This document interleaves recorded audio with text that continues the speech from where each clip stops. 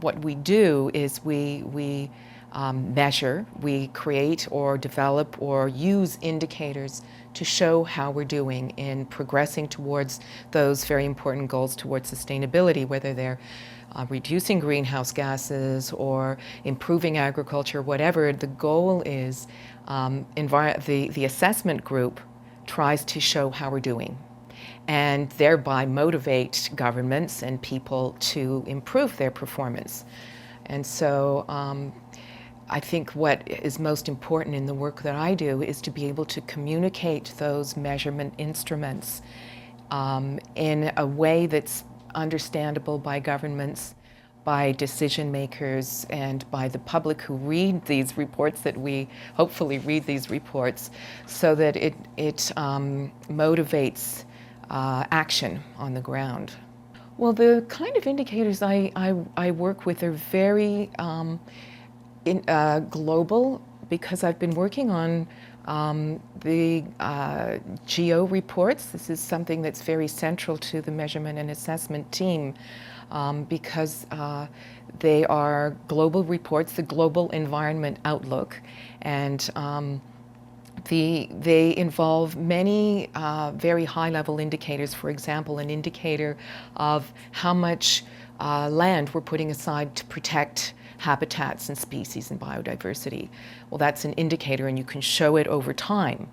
Have we improved? Were we years ago? How much land did Canada, for example, put aside to protect these species? And Canada has a goal of 12% of its national land base, and how are we doing in achieving that goal? So these are the kinds of things that that I think are really important, because you have a target and you have a timeline, and you can see on a graph whether we're achieving those targets. One of the ways that our team has been really successful is in using scenarios, and these are indicators of the future.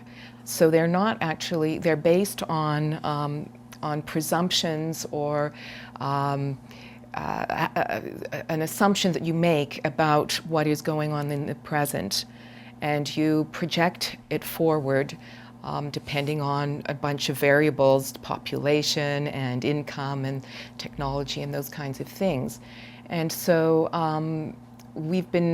this is the kind of thing that's picked up very easily by the press, because it's very dramatic, and you can see, oh my goodness, what's going to happen in the future if we take a certain trajectory. And if we are better at our government, maybe it'll go in this direction. Or if we let everything go to the market forces, something will go in that direction. And what is the best for our world and our environment and our economy? And so these are the kinds of indicators that have been most dramatic. And it's something that our team has been very good at doing in the context of the United Nations Environment Programme's GEO reports. And it's something we probably will continue to do in the future, do these kinds of forecasting that tend to be very influential, because it really does point to changes that we can make now that are going to influence the future.